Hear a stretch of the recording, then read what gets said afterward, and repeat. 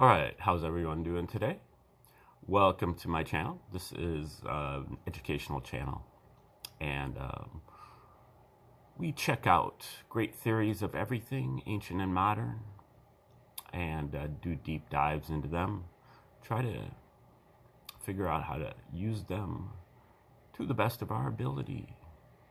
We did a lot of videos on the ancient Egyptian tree of life, and today is our 560th video that we've done on the reciprocal system of theory from Dewey B. Larson. And we're going to get into some other stuff pretty soon, but we've got another month or two here for the reciprocal system. Dewey Larson was an American engineer who lived from 1898 until 1990. He, around 1930, had some epiphanies about how the universe was constructed, and through a process of induction, inductive reasoning, going from a lot of specific data to general conclusions, he was able to finally arrive at a place where he was able to articulate his two fundamental postulates around 1959 about how he believed the universe operated. Then he turned around and, through a process of deduction, going from his general ideas to specific applications, he was able to articulate a theoretical universe, what his universe would look like if his postulates were correct.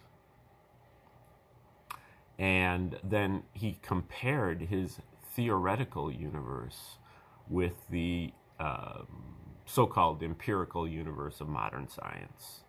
So, for example, Larson has a book that we went through earlier this year called Basic Properties of Matter, which is on chemistry. And Larson was able to articulate equations for many of the basic properties of matter, the melting point or the specific heat or the compressibility. And then he compares, plugs it in with all the numbers, with all the equations, with specific atoms and molecules, and then compares his numbers with the scientific tables that were already existing. And in many cases, Larson was able to practically recreate scientific tables strictly from theory. And so it's compelling to me.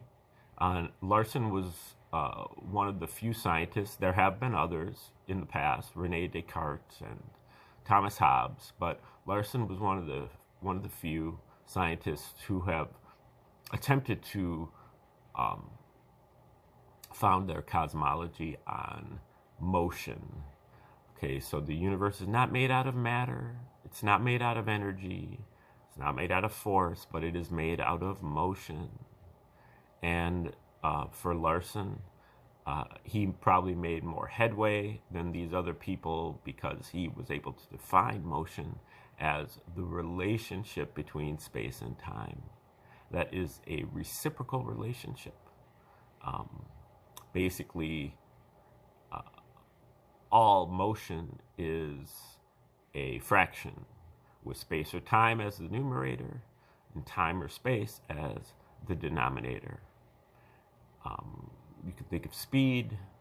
I was running at 10 miles per hour, 10 miles of space and 1 hour of time. Space over time is speed. But not just speed. All of our scientific quantities are forms of motion. Matter is a kind of motion.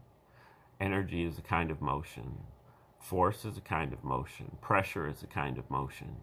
And they are all expressible in fractions with space or time as the numerator and time or space as the denominator.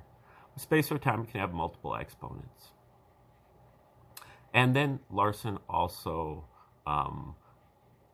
kind of defined motion a little bit in a more generic manner with the notion of scalar motion. Scalar motion is a motion that has a magnitude but has no specific direction. You could envision a scalar motion with a balloon. If you put dots on the balloon and you blow up the balloon, all of the dots are going to be moving away from each other. Every dot will be moving away from every other dot, meaning that every dot is moving in every direction. You can't impute a specific direction, really just in or out. In if you are contracting the balloon, out if you are expanding the balloon. And those are really the two basic forms of motion in the reciprocal system. It's really kind of like an inherent motion. That outward motion is called the progression, and that motion exists at all times, in all places, and it exists at the speed of 1 unit of space per 1 unit of time, otherwise known as the speed of light. And that is the source of everything in this universe, and that source is manifested by reversing it and turning, really reversing it in 3 dimensions, and then turning it into a contraction of that balloon, which is analogous to gravity. So Larson, through his process of deduction, was able to, and I've gone through this on about 15 videos that I did about 1.5 years ago, called The Outline of the Deductive Development of the Reciprocal System, where it goes through step by step. I believe there's about 164 steps of deduction that Larson goes through to arrive at his theoretical universe.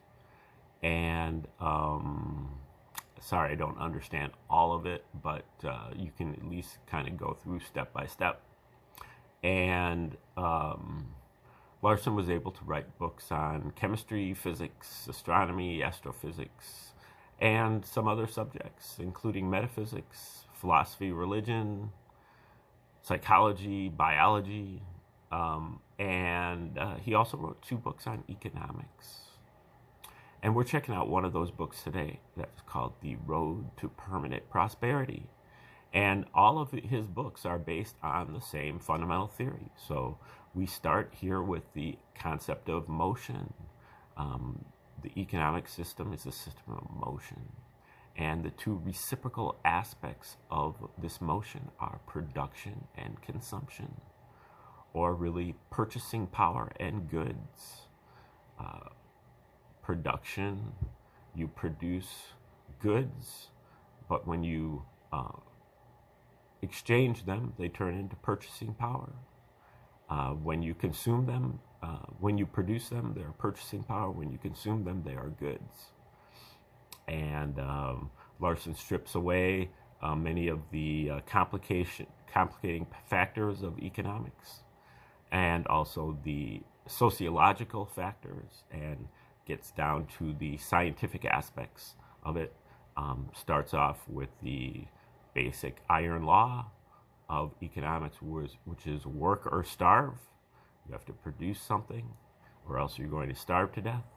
And he uses Robinson Crusoe economics on the deserted island, and then gradually introduces the complicating factors of barter, money, and employees, and arrives at about 17 different principles that he contends are scientifically and mathematically exact, and makes a number of different proposals about, particularly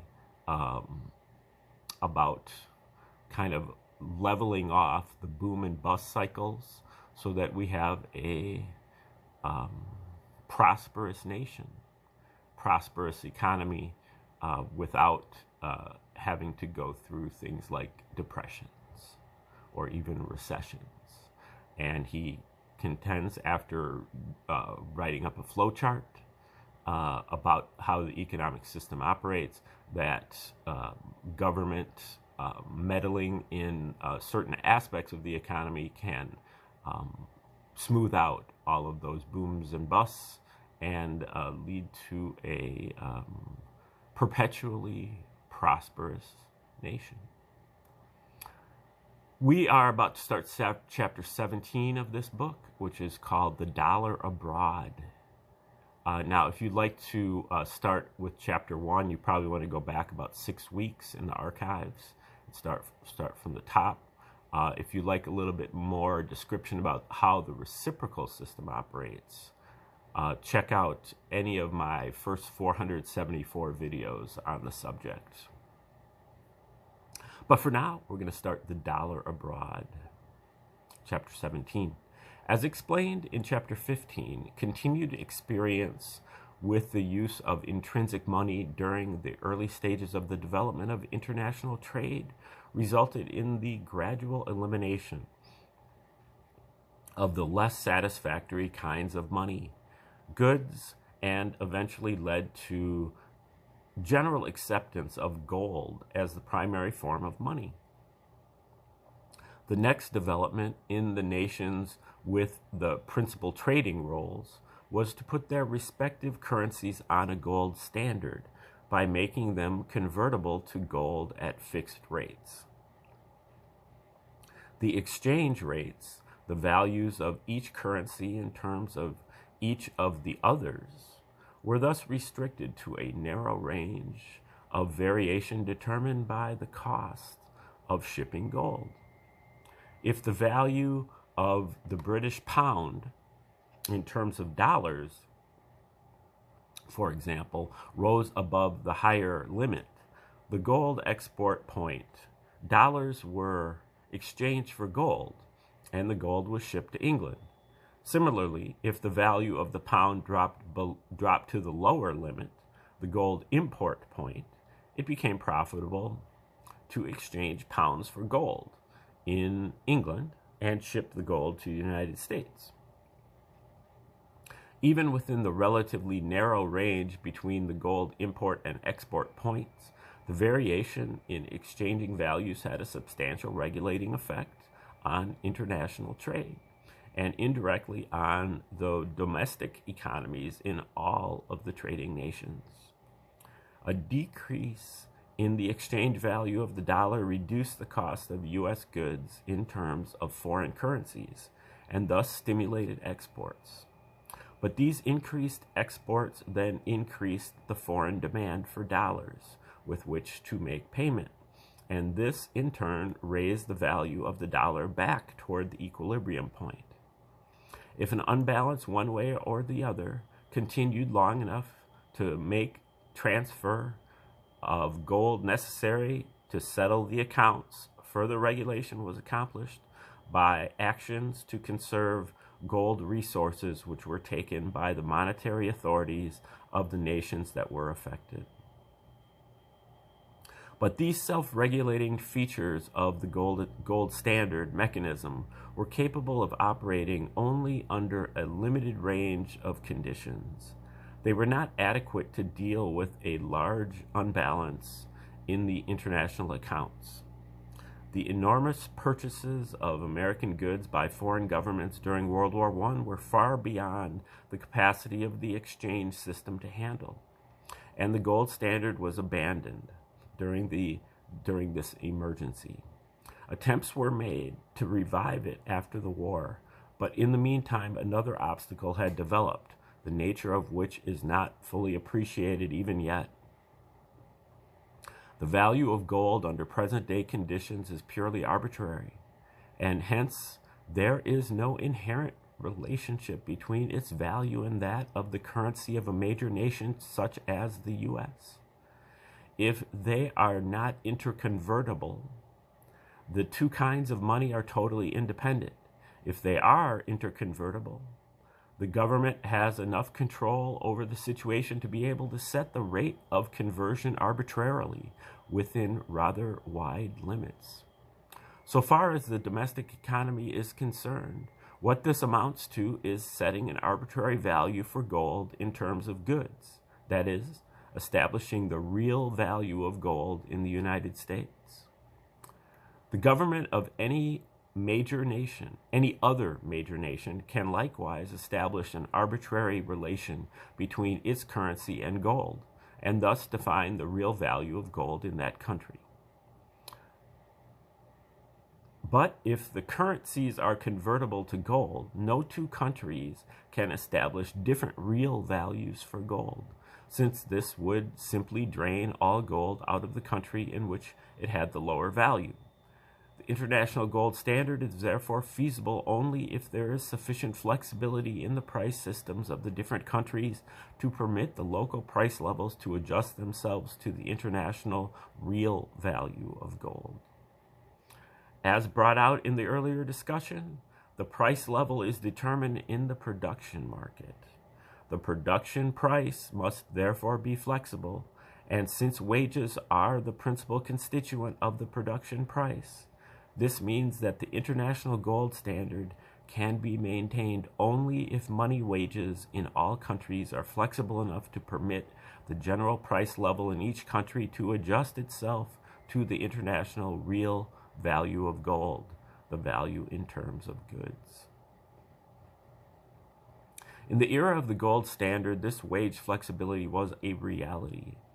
If the real value of a local currency dropped below the international standard, profit margins decreased, and to protect their positions, the employers reduced wages. In the reverse situation, increased demand for labor resulting from higher average profits was soon translated into higher wages by the competitive process. Thus, any significant change of the price level from its proper position relative to the international real value of gold was promptly corrected by appropriate adjustments of the wage structure. In the years since World War I, however, this wage flexibility has been almost completely eliminated. As matters now stand, a general reduction of wages is practically impossible, except in major emergencies such as severe depressions, and wage increases are sought and granted with little, if any, regard for the effect on prices. Under present conditions, the wage level is essentially arbitrary, and since the market price level is determined by the wage rate, the real value of each national currency is determined by this arbitrarily established level of wages in terms of wage payment per unit of output. If we represent the value of the currency, the current price level, and the wage rate per unit of output by C, P, and W, respectively, currency, price, and wage rate, we can express the fact that the real value of the currency of country A, its buying power, is the reciprocal of the general price level in that country by the equation CA equals K over PA, where K is a constant that depends on the units in which C and P are expressed. By a proper choice of units, we can make K equal to unity, in which case the equation becomes CA equals 1 over PA. As explained previously, the normal market price level is equal to the production price level. We have now seen that the latter is determined by the wage level. This is, of course, the money wage, but it is not necessarily the amount that the worker receives in his regular paycheck. In modern practice, a part of the wage or salary is received in the form of what are called fringe benefits, pensions, paid vacations, insurance, medical benefits, etc., which are just as much part of the compensation for labor as the payments in cash. Business taxes reduce the amount of revenue that has to be raised by taxing individuals, and thus are also additions to the workers' compensation. In applications such as the analysis of exchange rates, where we are dealing with two or more economies that operate under different conditions, it is necessary to put all wages on the same basis by correcting for the effects of these modifications of the wage payments. With this understanding, we can substitute W for P in the foregoing equation. Again, eliminating the constant of proportionality by an appropriate choice of units, we have CA equals 1 over WA. So we're substituting in wage for price. That's correct. That is correct, isn't it?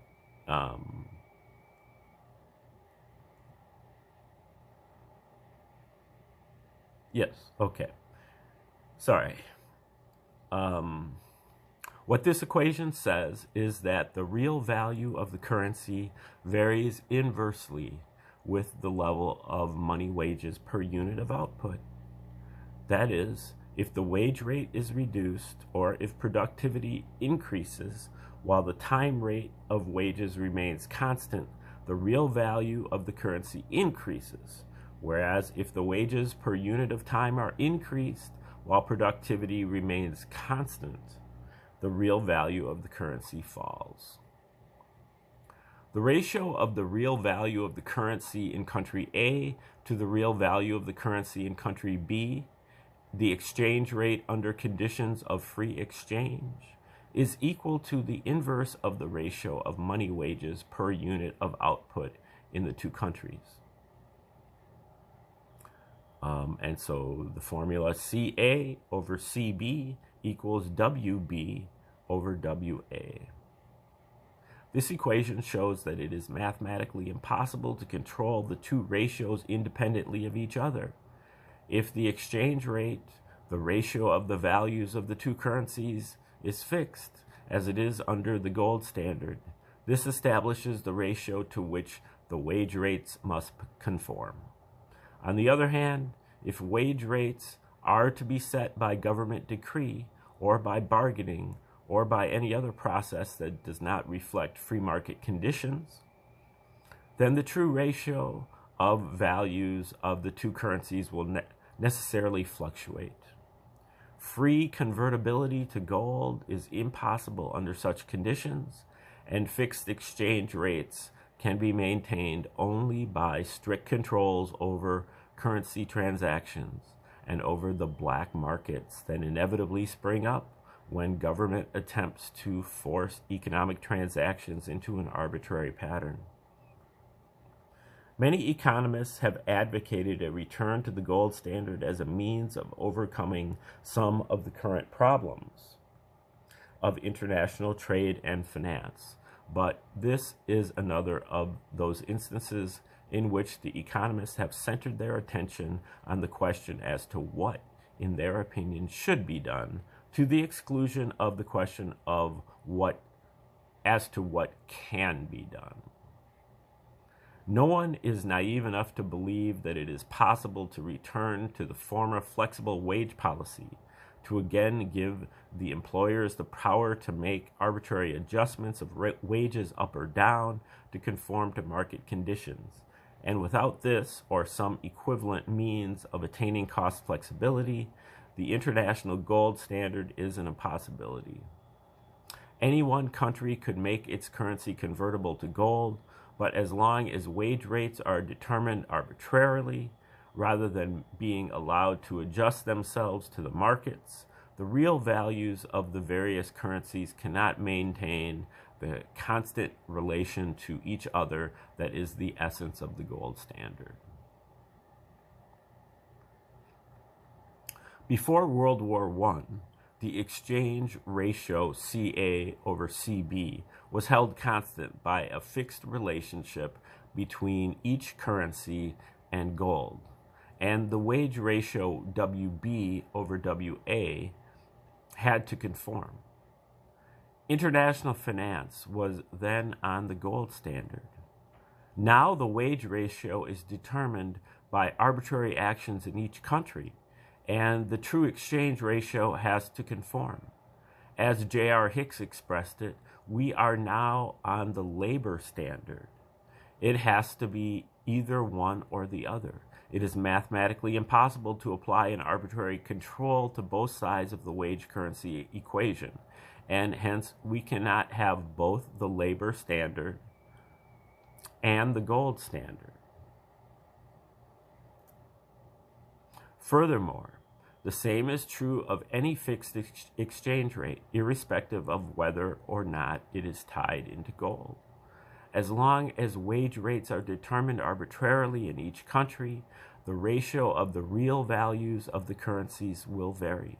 And since this ratio is the true exchange rate, maintenance of fixed exchange rates is impossible except as a short-term proposition.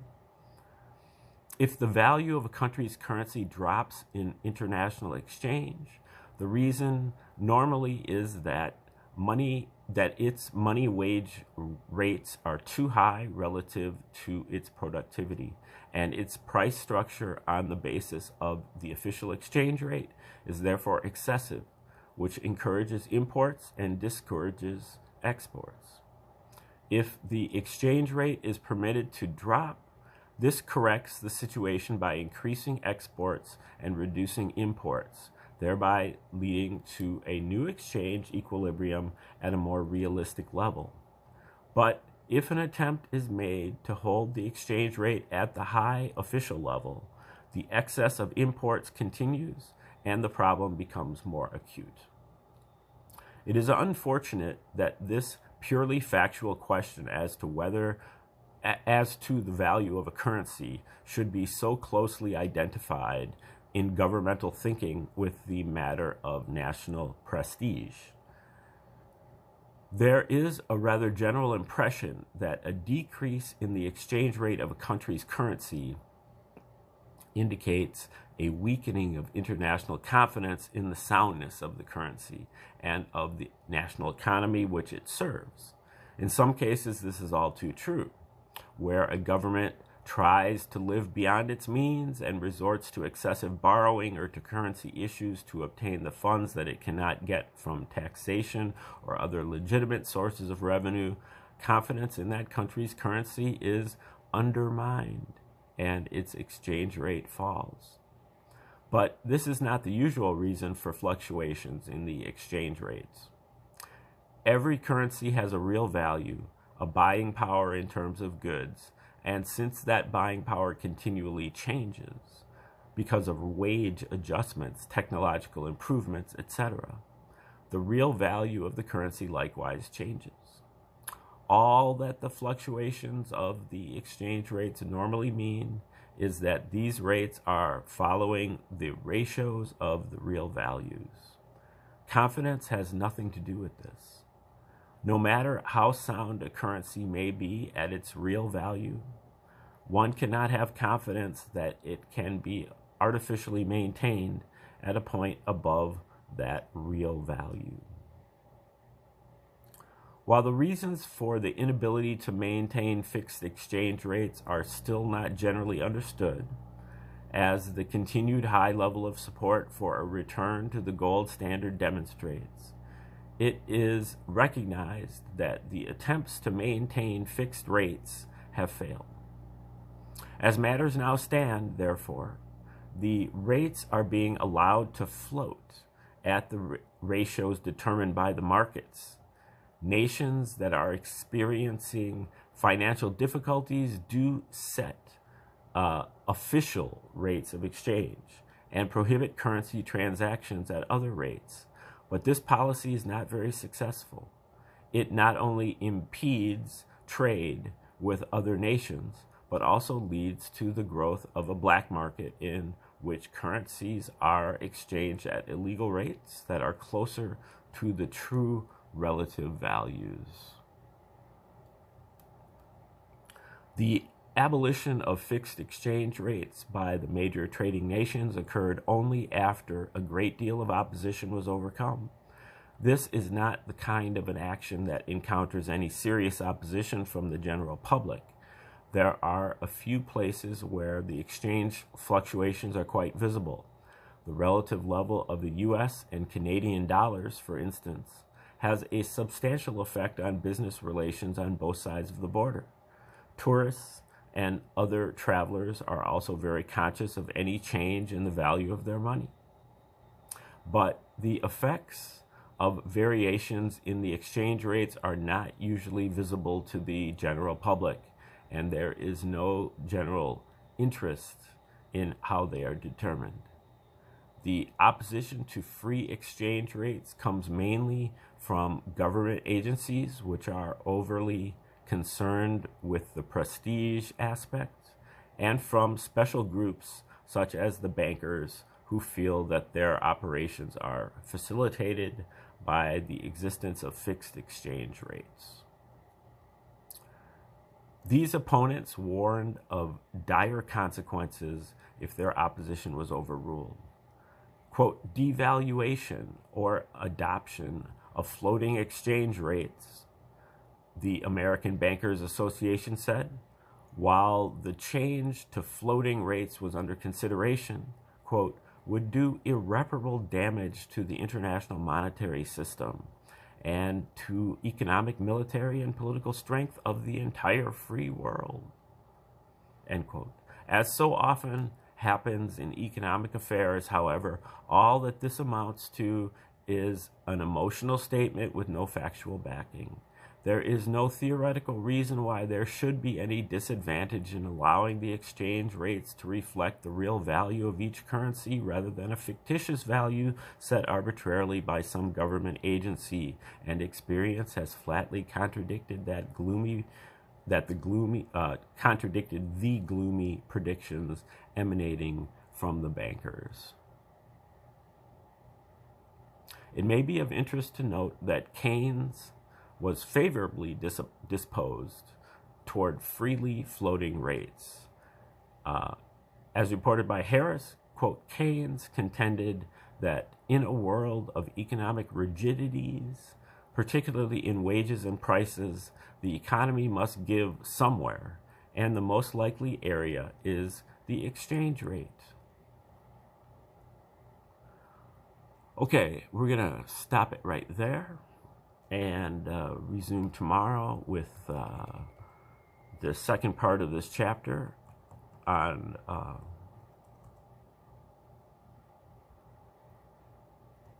what is this chapter called? It's not foreign trade. It's let's see if I can figure this out before.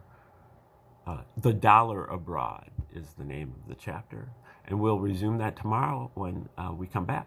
So thanks for tuning in today. Have a great day.